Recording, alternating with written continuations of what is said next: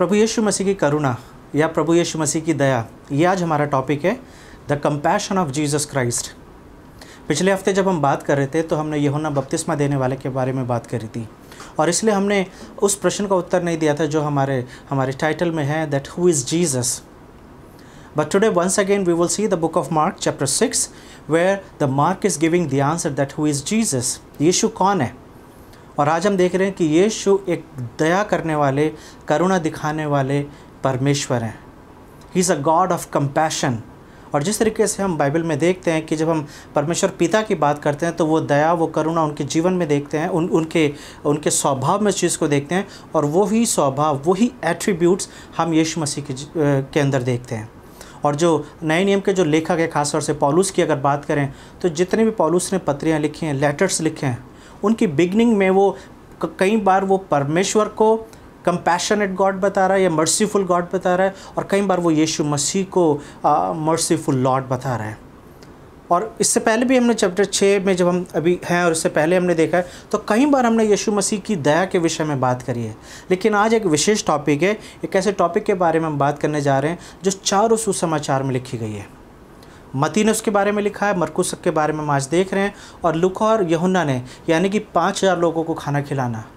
ये एक ऐसा इवेंट है, ये एक ऐसा मिरेकल है जो यीशु मसीह के, जितने भी यीशु मसीह ने काम करें उनमें ये सबसे बड़ा मिरेकल है। और शायद ये एक रीज़न है कि चारों सुसमाचारों में इसके बारे में बातचीत की गई है। और जिस तरीके से पौलुस बोलता है कि मसीह का सा अनुसरण करो, इमिटेट क्राइस्ट, और एक जगह बोल रहा है वो, imitate me as I imitate Christ. पहला कुरिन्थियों में ये पौलुस बोलता है कि मसीह का अनुसरण करो या मेरा अनुसरण करो जैसे मैं मसीह का अनुसरण करता हूँ। तो अगर हमें मसीह यीशु की तरह बनना है, if you want to become like Jesus, if we want to be like Jesus, then very first attribute that we have to work in our life, and that attribute is compassion. Jesus is full of compassionate। तो आज हम देखेंगे मरकुस की किताब, उसका 6वां अध्याय, और आज हम 30 से लेकर 44 वर्ष तक देखेंगे। Mark chapter 6 from versus 30 to 44। एक बड़ा सेक्शन है, लेकिन हम इसको देखेंगे कि जल्दी से ख़त्म हो जाएगा, लेकिन जो मेन की पॉइंट्स हैं उसको हम ज़रूर सीखेंगे। तो इससे पहले हम वचन में चलें, हम प्रार्थना करें और यही प्रार्थना करें कि प्रभु यीशु मसीह का ये स्वभाव, प्रभु यीशु मसीह का ये गुण आपके और मेरे जीवन में दिखाई दे सके, और आज वचन के द्वारा प्रभु हमसे बातचीत करें। आइए हम अपनी आंखों को बंद करें और प्रार्थना करें। प्रभु, हम आपका धन्यवाद देते हैं आज के दिन के लिए, जबकि प्रभु एक बार फिर से हम आपके वचन को सुनाने के लिए और सुनने के लिए तैयार हैं। प्रभु, यही हमारी प्रार्थना है प्रभु कि आज एक बार फिर से अपने वचन के द्वारा हमसे बातचीत करें, और जो कुछ प्रभु आप चाहते हैं कि हम सीखें, उसे सीखने में प्रभु आप हमारी मदद करें, ताकि उन बातों को सीख के जो हमारे जीवनों के लिए ज़रूरी है हम मसीह के बन सकें। यीशु मसीह के नाम से इस प्रार्थना को मांगते हैं, आमीन। 2 संडे पहले हम लोग देख रहे थे कि यीशु मसीह ने 12 चेलों को 2-2 करके भेजा है कि सुसमाचार प्रचार करें। और जब हम इसको देख रहे थे तो हमने इस चीज़ को देखा था कि 6ठे अध्याय के 7 से लेके 13 तक यीशु मसीह ने उन्हें आज्ञा दी थी, और उन्हें बताया था क्या क्या करना है और क्या क्या नहीं करना है, और उन्हें वो सामर्थ्य दिए, उन्हें वो बल दिया ताकि वो उस मिनिस्ट्री को कर सके। और आज का दिन जो है, जब 30वीं वर्ष से हम देख रहे हैं, so we can see that disciples are back and now they are giving their report. They are so happy, they are rejoicing, and they are very basically excited to share their reports. और मुझे लगता है उनके पास वही बातें हैं कहने के लिए, ताकि वो कहने के द्वारा यीशु मसीह को ये बता सके, the everything that you do we also have done. और कैसे उस चीज़ को करा? क्योंकि प्रभु यीशु मसीह ने उन्हें वो सामर्थ्य दी थी। तो यहाँ पे 30वीं वर्ष में ऐसा लिखा है, प्रेरितों ने यीशु के पास इकट्ठे होकर जो कुछ उन्होंने किया और सिखाया सब कुछ बताया। They are telling everything with Jesus. और मुझे ऐसा लगता है कि जब यहाँ पे ये रिपोर्टिंग टाइम है तो एक्साइटमेंट के साथ बता रहे होंगे, और हर एक चेला इस बात को बता रहा होगा कि उसने क्या करा और कैसे करा है। और हो सकता है कुछ लोग तो ये भी बोल रहे होंगे, चेलों में से कोई एक जना, कि प्रभु जैसे आप करते हो हमने बिल्कुल वैसे ही करा, या मैंने उसी स्टाइल में करा, या मैंने वैसे ही बोला। They are excited because they have done something what they have seen Jesus doing. और यहाँ पर ऐसा लिखा हुआ 31 वर्ष में, उसने उनसे कहा, तुम आप अलग किसी एकांत स्थान में चलकर थोड़ा विश्राम करो, क्योंकि बहुत लोग आते जाते हैं और उन्हें खाने का अवसर भी नहीं मिल रहा है। इसलिए वे नाव पर चढ़कर सुनसान जगह पे अलग हो गए। तो 30 से लेके 32 तक में अगर हम देखें तो यहाँ पर यीशु का कंपैशन हम सबसे पहले देखते हैं। He knows that his disciples are tired. वो एक्साइटेड हैं, लेकिन साथ ही साथ एक मिशन ट्रिप से आए हैं, और एक मिशन ट्रिप के पास आने के बाद उनके पास रिपोर्ट्स हैं। They have something to share, they have good news and maybe they have the news which is not good. वो इस बात को बताना चाहते हैं कि यूहन्ना बपतिस्मा देने वाला भी जो है, he has been beheaded, he has been killed by the Herod. और साथ ही साथ वो ये भी बता रहे हैं कि किस तरीके के काम उन्होंने करे हैं। जब यीशु को ये बताया जा रहा है, what do you think how Jesus feel? जब हम मत्ती की किताब में सेम अकाउंट को पढ़ते हैं तो वहाँ पर ऐसा लिखा हुआ है कि यीशु बहुत शोकित हुए जब उन्हें यूहन्ना के बारे में पता चला। और यहाँ पर यीशु चाहते हैं कि उसके चेले जो भी कुछ वो करके आए हैं, now this is the retreat time, this is the vacation time. ये एक ऐसा समय है कोई मिनिस्ट्री नहीं करनी। Even Jesus doesn't want to do any ministry and disciples, this is a complete rest time. और ये वो रिदम है जो आपको और मुझे सीखने की ज़रूरत है।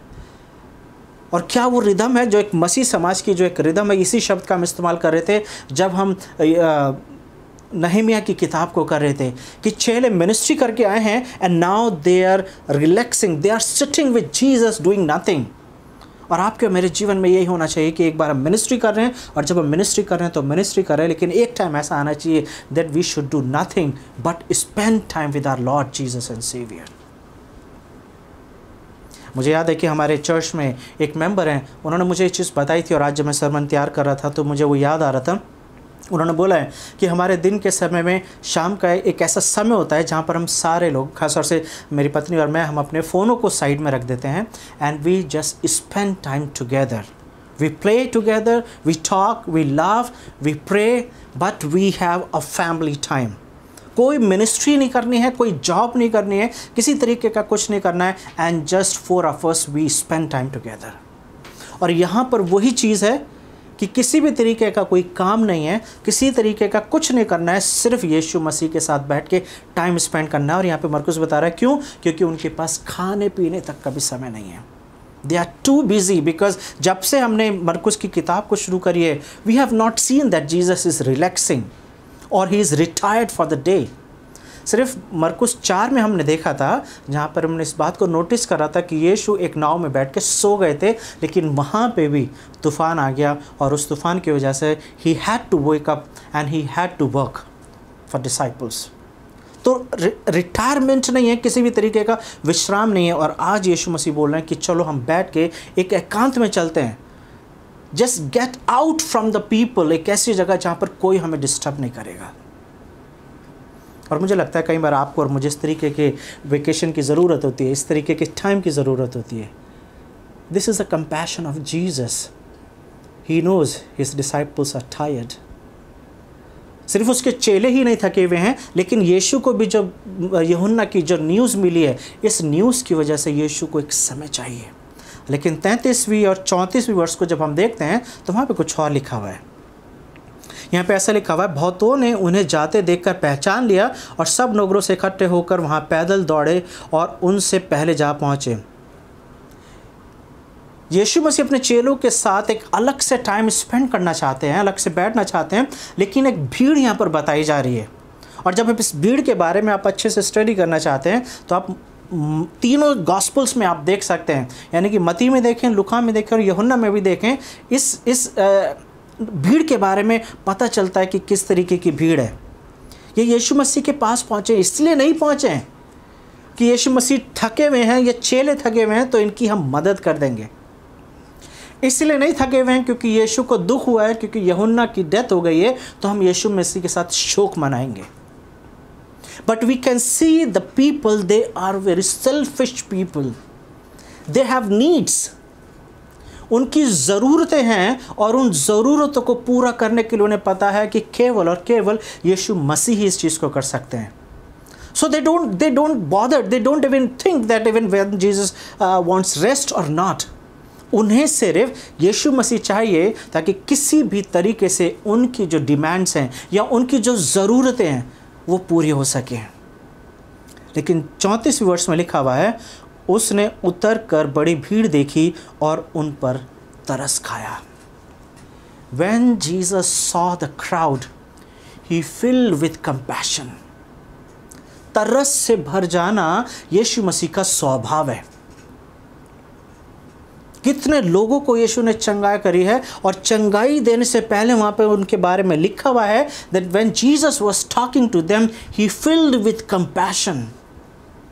एक स्त्री अपनी बेटी के बारे में जब आई कि उसकी बेटी बीमार है, even there we see that Jesus filled with compassion. जब यीशु मसीह का रूपांतरण हुआ और जब वो वापस भीड़ से जब पहाड़ से नीचे उतर रहे हैं यूहन्ना पतरस और याकूब के साथ, तो वहाँ पर एक व्यक्ति है जिसका लड़का बीमार है और चेले ठीक नहीं कर पा रहे हैं। And Jesus saw the child and the father and he filled with compassion. यहाँ पर यीशु भीड़ को देख के तरस से भर गए। अब सवाल ये कि यीशु क्यों भीड़ को देख के तरस से भर गए? What was the reason that he is passionate about these people?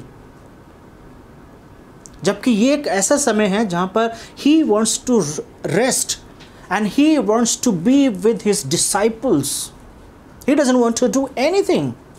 लेकिन यहाँ पे उसी के आगे भाग में लिखा हुआ है, तरस खाए क्योंकि ये वे उन भेड़ों के समान है जिनका कोई रखवाला ना था। So Jesus can see these people as the sheep without shepherd. ये वो लोग हैं जिनके पास कोई आशा नहीं है।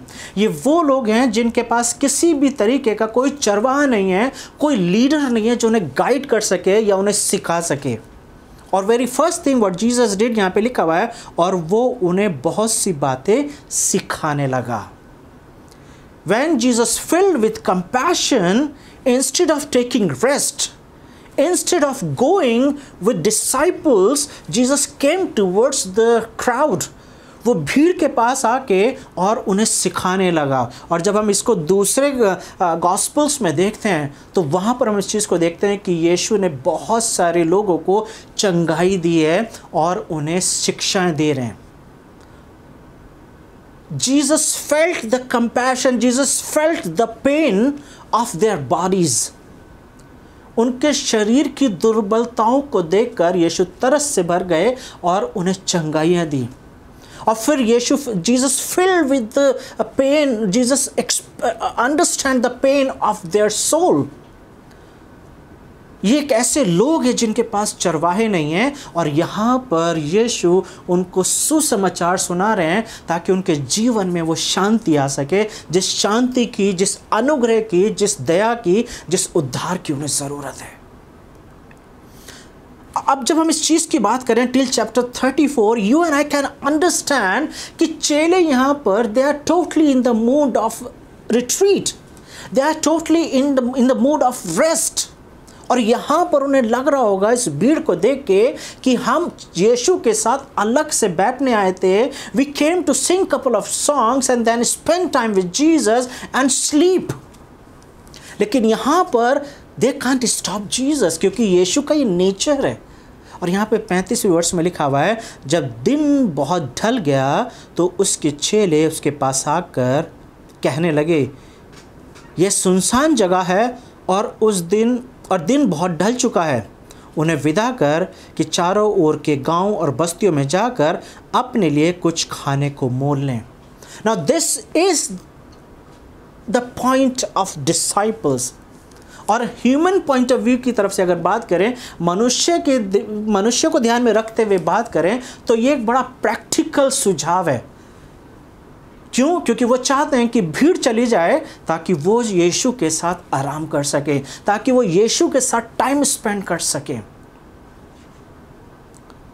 और दूसरा प्रैक्टिकल रीज़न ये है because they don't have enough resources. उनके पास इतना पैसा नहीं है कि खरीद सके। क्योंकि यहाँ पर ऐसा लिखा हुआ है 37वें वर्ष में, उसने उत्तर दिया, तुम ही उन्हें खाने को दो। उन्होंने उससे कहा, क्या हम 100 दिनार की रोटियां मोल लें? एक एग्जाम्पल दिया जा रहा है, एक अनुमान लगाया जा रहा है कि इतनी बड़ी भीड़ को खाना खिलाने के लिए 100 दिनार के लगभग, यानी कि इससे ज़्यादा पैसे की ज़रूरत है इतनी भीड़ को खाना खिलाने की। 1 दिनार जो होता था वो कम से कम 1 दिन की दिहाड़ी होती थी या 1 दिन की वेजेस होती थी। So disciples are saying we need lot of money. So practical option is that send them away, उन्हें भेज दो ताकि वो अपने लिए खुद इंतजाम कर लें। दूसरा एक इसके अंदर पॉइंट ये भी है because they want to get rid of from the crowd. क्यों? क्योंकि वो यीशु के साथ टाइम स्पेंड करना चाहते हैं, but they have no idea what Jesus is going to say to them. उन्हें ऐसा लग रहा था कि शायद ये एक बेस्ट सुझाव है, लेकिन यीशु ने उनसे कहा तुम ही उन्हें कुछ खाने को दो। So basically you do something for them, instead of sending them away you do something for them. और ये एक ऐसा कैप्शन है, एक ऐसा सुझाव है, एक ऐसा उत्तर है यीशु का, जिसमें शायद चेले एक दूसरे की तरफ देख रहे होंगे। What Jesus wants us to do, what he is expecting, वो क्या चाहते हैं हम करें। हम यीशु मसीह के साथ हमेशा रहते हैं। He knows how much money we have, he knows how much food we have, but still he is saying you do something. और शायद ये वो एक पॉइंट है जहां पे चेले ये समझ नहीं पाए कि यीशु क्या चाहते हैं। Just now when they came, they were excited to give report of their ministry. क्या क्या काम करके आए हैं उसकी रिपोर्ट दे रहे हैं। जब एक मिनिस्ट्री करने को यीशु ने अपने सामने बोला, so they are just looking one another. अभी वो बता रहे हैं कि उन्होंने क्या क्या काम करा, उन्होंने चंगाइयाँ करी हैं, उन्होंने सुसमाचार सुनाया है, उन्होंने हर तरीके के चमत्कार को करा है और बहुत सारे लोगों को सिर्फ चंगाई नहीं दी है लेकिन प्रभु यीशु मसीह के राज्य में लेकर आए। और अब जब यीशु मसीह ने बोला you do something for them, they don't have any clue what to do. और बजाय इसके कि कुछ करने के वो यीशु मसीह को, और मुझे ऐसा लगता है ये थोड़ा सा जो जवाब है 37वें वर्ष में उसका दूसरा भाग, उन्होंने उससे कहा क्या हम 100 दिनार की रोटियां मोल लें और उन्हें खिलाएं। मुझे लगता है इस स्टेटमेंट का जो टोन है वो बड़ा स्ट्रेट होगा। हो सकता है ये फ्रस्ट्रेशन से भरा हुआ स्टेटमेंट हो सकता है कि क्या हम लगभग 100 दिनार के पैसे खर्च करें कि इन्हें खाना खिलाएं, एक टाइम का खाना। So basically this is waste of money। या कहां से वो 100 दिनार लेकर आएंगे और and how to feed them. Suppose पैसे आ भी जाएंगे, then what do you want us to do. और यीशु जो वो मिनिस्ट्री करके आए थे, जो वो रिपोर्ट देने आए थे, मुझे लगता है this is just kind of a test how they did the ministry. अभी यहाँ पर वो बोल रहे हैं 30वें वर्ष में फिर से लिखा हुआ है, प्रेरितों ने यीशु के पास इकट्ठे होकर जो कुछ उन्होंने किया और सिखाया सब उसको बताया, जो भी कुछ करा था। और जब दूसरे सुसमाचारों में देखते हैं तो वहाँ देखते हैं कि उन्होंने कितने बड़े काम करे। Definitely they did great works. और क्यों उन्होंने उस काम को करे? Because Jesus give them power to do the work and still they possess the same power. अब वो यीशु मसीह के साथ हैं, तो पहला plus point they are with Jesus, और दूसरा जो है वो ये है कि वो यीशु के साथ होने के साथ साथ वो भी सामर्थी हैं। लेकिन जब यीशु ने उन्हें काम करने के लिए बोला, दे हैव अनदर रीजंस। और यीशु 38वें वर्ष में बोलते हैं, उसने उनसे कहा जाकर देखो तुम्हारे पास कितनी रोटियां हैं। This is the human nature. अक्सर हम उस विषय के बारे में ज़्यादा सोचते हैं जो हमारे पास नहीं है, और जो हमारे पास है we don't even think about that.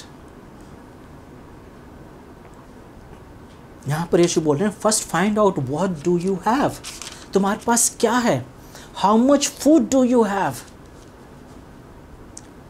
कहीं बार एक कंप्लेनिंग नेचर हो सकता है, आई डोंट हैव, मेरे पास नहीं है। लेकिन यीशु बोल रहे हैं जाके देखो तुम्हारे पास क्या है। और यहाँ पर लिखा हुआ उसके उत्तर में उन्होंने बताया कि उन्होंने मालूम करके कहा 5 रोटी और 2 मछलियाँ हैं, यानी कि they have some food, they have 1 tiffin, 5 रोटियाँ और 2 मछलियाँ हैं। और तब यीशु ने उन्हें आज्ञा दी कि उन्हें पाती पाती करके बिठा दो, make them sit in order. और वहाँ पे ऐसा लिखा हुआ है 41वें वर्ष में, उसने उन 5 रोटियों को और 2 मछलियों को लिया और स्वर्ग की ओर देख कर धन्यवाद दिया। Jesus is not complaining. Jesus is not praying, Lord, we have only this much food. Please multiply this food. प्रभु हमारे पास सिर्फ इतना ही खाना है, इसी को बढ़ा दीजिए। यहाँ पे लिखा हुआ है प्रभु ने धन्यवाद दिया उस खाने के लिए। फिर से पढ़ रहा हूँ वहाँ पे 41 वर्ष में, उसने 5 रोटियों और 2 मछलियों को लिया और स्वर्ग की ओर देखकर धन्यवाद दिया। किस चीज़ का धन्यवाद दिया? Thank you father that I have this food. कई बार जब हम खाने की प्रार्थना करते हैं तो मैंने अपने बच्चों को भी सिखाया, तो वो बिल्कुल रटी हुई प्रार्थना करते हैं और मैं उन्हें बार बार बोल रहा हूँ कि अब वो बड़े हो रहे हैं, तो अब उन्हें अपनी प्रार्थना को बहुत ध्यान से, बहुत अच्छे से करना सीखना है। When we eat food, how do you pray? कैसे प्रार्थना करते हैं खाने की? क्या आप बोलते हैं? यहाँ पर यीशु मसीह धन्यवाद दे रहे हैं परमेश्वर का, क्योंकि परमेश्वर महान है, वो पूरा है। He is not saying that. He is just thanking God for the food। और ऐसा लिखा हुआ है कि उसके बाद उसने उस रोटी को और मछली को तोड़ तोड़ कर चेलों के हाथ में देना शुरू कर दिया और चेलों को देता गया और चेले लोगों को परोसते गए।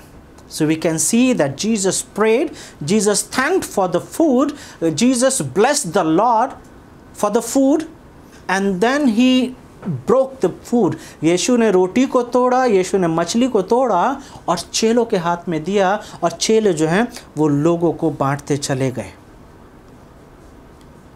This is the greatest miracle। चेलों के हाथ में पीसेस आ रहे हैं सिर्फ, और वो पीसेस जो हैं लोगों तक पहुंच रहे हैं, लेकिन ना रोटी ख़त्म हुई ना मछली ख़त्म हुई। This is the great the work of compassion. यीशु ने सिर्फ उन्हें सिखाया नहीं है, यीशु ने सिर्फ उन्हें चंगाई नहीं दी है, लेकिन यीशु उन्हें आत्मिक, उन्हें शारीरिक भोजन भी करा रहे हैं।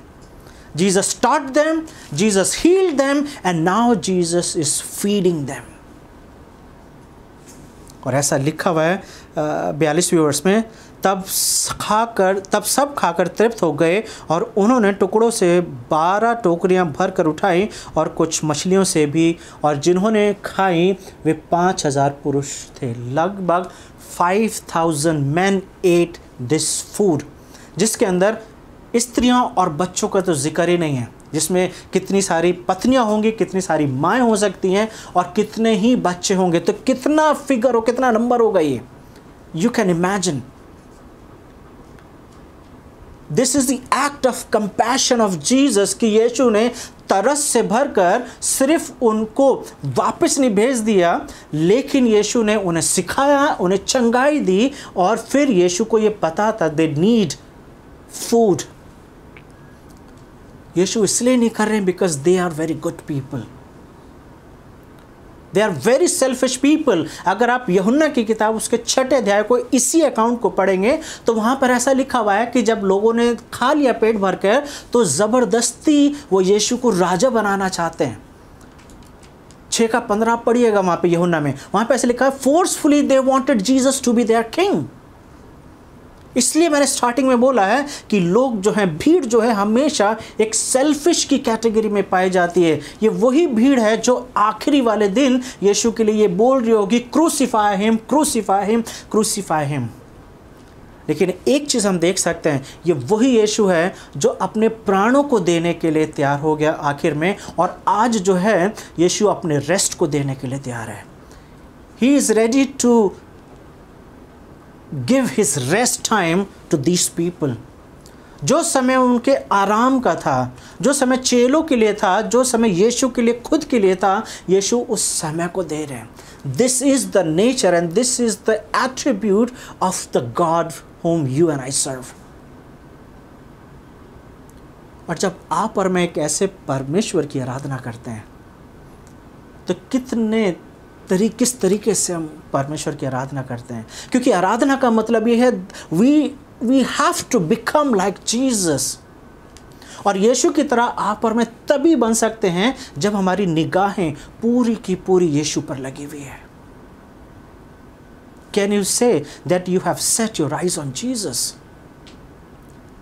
जैसे पौलुस बोलता है कि मैं उस निशाने की तरफ दौड़ा चला जाता हूं, क्या आप कह सकते हैं इस चीज़ को कि मैंने अपनी निगाहें यीशु मसीह की तरफ लगाई हुई हैं? क्योंकि अगर आपकी निगाहें यीशु मसीह पर नहीं है, then definitely you can't be the compassionate. आपके अंदर वो दया नहीं आ सकती है, आपके अंदर वो करुणा नहीं आ सकती है लोगों के लिए। May be you can be a good person but you can't be compassionate. यीशु इसलिए मदद नहीं कर रहे हैं क्योंकि यीशु के पास समय है। यहां पे ऐसा लिखा हुआ है, Jesus wants to go and separate, एक ऐसी जगह पर जहां पे कोई ना देखे। He wants to be with disciples. लेकिन जब भीड़ को देखा तो ऐसा लिखा हुआ है कि उस भीड़ को देख के वो अपने आराम को भूल गया। उस भीड़ को देख के उस दुख को भूल गया जो यूहन्ना बपतिस्मा देने के बारे में था। इस भीड़ को देख के वो चेलों को भी ये बताना चाह रहा है कि if you are doing ministry, this is the time, this is the time. और चेले जो हैं इस काम को अपनी आंखों से कर रहे हैं, अपनी आंखों से होता हुआ देख रहे हैं। जीसस इन्वॉल्व्स दीज पीपल, 12 के 12 लोग यीशु के साथ मिलके। ये एक ऐसा चमत्कार है जिसमें चेले यीशु के साथ मिलके काम कर रहे हैं। वरना जहाँ तक हमने अभी तक देखा है, यीशु अब हर एक काम को खुद कर रहे हैं और चेले सिर्फ उस चीज़ को देख रहे हैं। If Jesus is giving healing to someone, disciples are there. They are around with Jesus. वो यीशु के साथ तो हैं, but they are looking. वो सिर्फ देख रहे हैं लेकिन वो कुछ कर नहीं रहे हैं। This is the only miracle और event जहाँ पर चेले यीशु के साथ काम कर रहे हैं और खाना डिस्ट्रीब्यूट किया जा रहा है। And now they are surprised कि उनके पास सिर्फ 5 रोटी और 2 मछली थी, लेकिन आखिर में लिखा हुआ है कि उनके पास 12 टोकरे भी बच गए हैं। कैसे ये हो सकता है? ये जादू नहीं है, ये परमेश्वर का चमत्कार है। और ये चमत्कार यीशु की दया की वजह से हुआ है। और जैसा बाइबल बताती है that we have unchanging God. कल, आज और कल वो हमेशा एक सा रहने वाला है। He is not going to change, we need to change. हमें बदलाव की ज़रूरत है। हमें एक ऐसे बदलने की ज़रूरत है ताकि मसीह का स्वभाव हमारे जीवन में दिखाई दे सके, ताकि जब हम दूसरों को देखते हैं, खासतौर से जब हम लोगों को ज़रूरत में देखते हैं, तो हम यीशु मसीह की तरह उनके साथ खड़े हो सकें। यीशु यहाँ पर चेलों को कुछ सिखाना चाहते हैं। मे बी द डिसाइपल्स से जब बात कर रहे हैं डिसाइपल्स की, तो डिसाइपल्स किसकी तरह लगते हैं? मुझे लगता है कई बार डिसाइपल्स आपकी और मेरी तरह लगते हैं। They have the same nature like you and I have. कि जब वो भीड़ को देखी है तो वो प्रैक्टिकल ऑप्शन दे रहे हैं कि भीड़ को भेज देना ही ज़्यादा उचित है, क्योंकि हमारे पास नहीं है इतना कुछ। और हम भी, maybe we are the people, we want to avoid the situation, we want to avoid the problems. लेकिन यहाँ पर यीशु मसीह बोल रहे हैं you do something for them. और जब यीशु मसीह बोल रहे हैं you do something for them, तुम उनके लिए कुछ करो, तो एक चीज़ आप और मैं सीख सकते हैं कि जब हमें कुछ करने को बोला जा रहा है, जिस तरीके से 2 कुरिन्थियों उसके 6 में लिखा हुआ है दैट वी आर को वर्कर्स ऑफ गॉड, हम परमेश्वर के सहकर्मी हैं। तो कोई भी चीज़ जो हम कर रहे हैं, हम अकेले नहीं कर रहे हैं, God is working with us. और क्योंकि परमेश्वर आपके और मेरे साथ काम कर रहे हैं, इसलिए एक महान आज्ञा आपको और मुझे दी गई है। And what is that great commission? Go and make disciples. जाओ सभी जातियों के लोगों को चेला बनाओ और पिता, पुत्र, पवित्र आत्मा के नाम में बपतिस्मा दो। This is something similar statement. यीशु मसीह जिस तरीके से चेलों को बोल रहे हैं you do something, I think today Jesus is saying you also do something. आपको और मुझे बोला जा रहा है कि आप कुछ करो जब आप भीड़ को देख रहे हो। कौन सी भीड़ को? जिस समाज में हम रह रहे हैं, हमारे समाज में भी एक इसी तरह की भीड़ है, जो लोग हैं जो बिना किसी चरवाहे के हैं। And everyone who is not with Jesus, they are like a sheep without shepherd. और इसलिए शायद आपकी और मेरी ये जिम्मेदारी है, यीशु मसीह आपको और मुझे यही बोल रहे हैं, you do something for your people. और हम तभी कर सकते हैं जब हम इस बात को अपने दिमाग में बिठा लें, जब हम इस बात पर विश्वास करें that I am not alone. Bible में एक वर्स है कि जब यीशु हमारे साथ है तो कौन हमारा विरोधी हो सकता है। और साथ ही साथ पौलुस इस बात को बता रहा है, हम परमेश्वर के साथ मिलकर काम कर रहे हैं। यहाँ पर चेले यीशु मसीह के साथ मिलकर काम कर रहे हैं। And today you and I can start working with God for our people. हम अपने परिवार के लिए, हम अपने दोस्तों के लिए, हम अपने समाज के लिए सुसमाचार प्रचार का काम कर सकते हैं। यीशु मसीह की तरह बन के उन लोगों को सिखा सकते हैं जिन्हें सिखाने की ज़रूरत है, जिनको मदद की ज़रूरत है। Jesus filled with the compassion because they don't have any shepherd। उनके पास कोई चरवाहा नहीं है। आपके और मेरे पास चरवाहा है, और वो चरवाहा है यीशु मसीह। जैसे कि यूहन्ना 10 में यीशु मसीह ने बोला है, I am the good shepherd. और आप और मैं इस बात को कई बार एक्सपीरियंस कर चुके हैं कि यीशु एक अच्छा चरवाहा है। भजन संहिता 23 में लिखा हुआ है कि वो मुझे हरी हरी चराइयों में चराता है। आप इस बात को एक्सपीरियंस कर चुके हैं, मैं इस बात को एक्सपीरियंस कर चुका हूँ। लेकिन ज़रूरत यह है कि वही चरवाहा आपको और मेरा चरवाहा आज बोल रहा है, you do something for your people. जिस तरीके से यीशु मसीह बोल रहे हैं, तुम इनके लिए कुछ करो। So I want to leave this with you. और जो हमारा सवाल है दैट हु इज़ जीसस, यीशु कौन है, तो आज मरकुस बता रहा है, यीशु दया से भरा हुआ एक सेवक है। He is a servant, he is a compassionate servant। और आज एक क्वेश्चन आपके और मेरे लिए भी है, you do something for your people। आप अपने लोगों के लिए कुछ करें। मैं विश्वास करता हूँ कि इन वचनों से आपको प्रोत्साहन मिलेगा, एनकरेजमेंट मिलेगा, और आप अपने परिवार के लिए, अपने दोस्तों के लिए, अपने समाज के लिए वो करेंगे जो प्रभु चाहता है आप करो। आइए हम प्रार्थना करें। प्रभु, हम आपका धन्यवाद देते हैं आज के दिन के लिए, आपके वचनों के लिए धन्यवाद देते हैं। ये मेरी प्रार्थना है प्रभु कि हर एक सुनने वाले से प्रभु आप बात करते रहें प्रभु, ताकि वो आपकी आवाज़ को सुन के जो कुछ उन्होंने सीखा है उसको अभी इसी वक्त अपने जीवन में ला सकें प्रभु, ताकि हर एक सुनने वाला आशीषित हो सके और हर एक के द्वारा और लोग आपके राज्य में आ सकें। धन्यवाद देते हैं आज के वचन के लिए। यीशु मसीह के नाम से इस प्रार्थना को मांगते हैं, आमीन। Thank you very much for all your cooperation. और ये मेरी प्रार्थना है कि जो हम सीख रहे हैं उसको प्रैक्टिकली ज़रूर अपनाएं, दूसरों को ज़रूर बताएं, और याद रखिए कि यीशु मसीह का एक आदेश है दैट यू डू समथिंग। और मैं ये चाहता हूँ कि कुछ ऐसा करें ताकि जिससे परमेश्वर को महिमा मिले और आपके विश्वास में बढ़ोतरी हो सके। God bless you.